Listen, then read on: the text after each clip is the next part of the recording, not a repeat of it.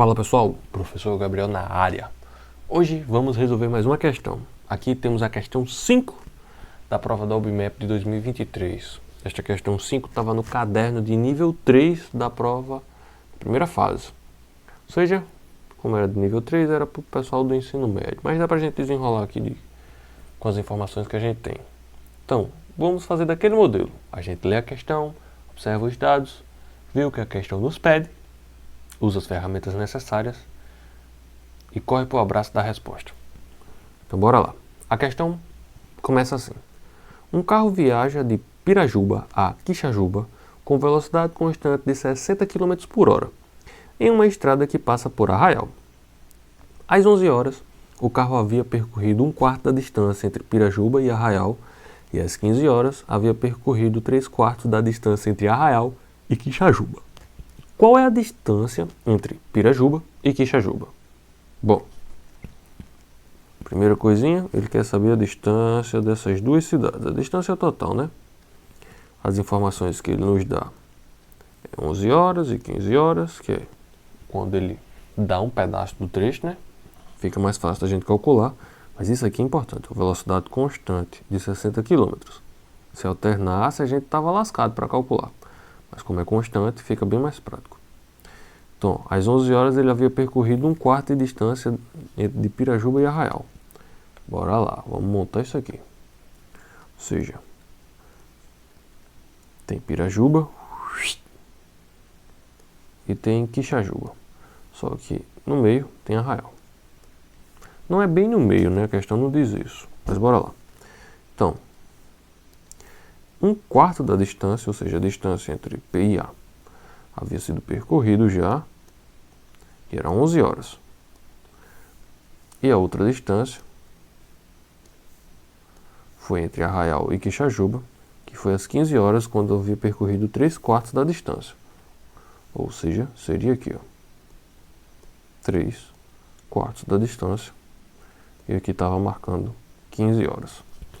Uma coisa que a gente consegue já calcular foi o tempo gasto nesse trechinho, né? De 11 horas para 15 horas, a gente vê que foram 4 horas.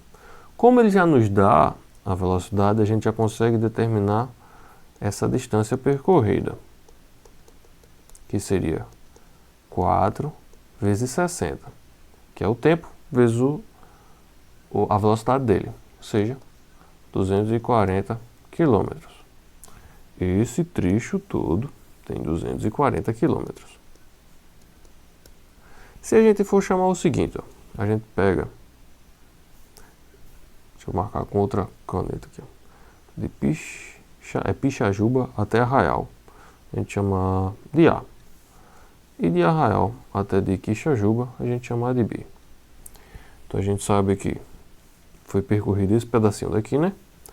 3/4 da distância A, mais 3/4 da distância B. Isso tudo resultou em 240 quilômetros. Então, podemos utilizar aqui, colocar em evidências, né? Como já havia falado em outras questões, mas caso você não saiba, a gente pode colocar um termo em evidências, pois quando a gente tem, por exemplo, um produto entre um número e uma soma, fazer assim, ó, carinha feliz vezes A mais B, isso aqui vai ser igual a carinha feliz vezes A mais carinha feliz vezes B. Isso que acontece é a propriedade distributiva da soma em relação do produto em relação à soma, na verdade. Mas também é conhecido como chuveirinho. Então, tanto faz a gente ter a esquerda, a gente transforma na direita, como faz a gente ter a direita e transformar na esquerda. E é isso que a gente vai fazer lá. Colocar em evidências é pegar o que está na direita e transformar para a esquerda nessa propriedade. Aqui, nossa carinha feliz na nossa equação seria o 3/4. Então seria 3/4 que vai multiplicar A mais B, que é igual a 240. Ó, A mais B é a distância total que a gente quer saber. Certo? Então a gente pode chamar isso aqui tudo de Dzão. Então isso vai ficar como? 3/4 de Dzão é igual a 240. 3 quartos está multiplicando, passa para lá dividindo.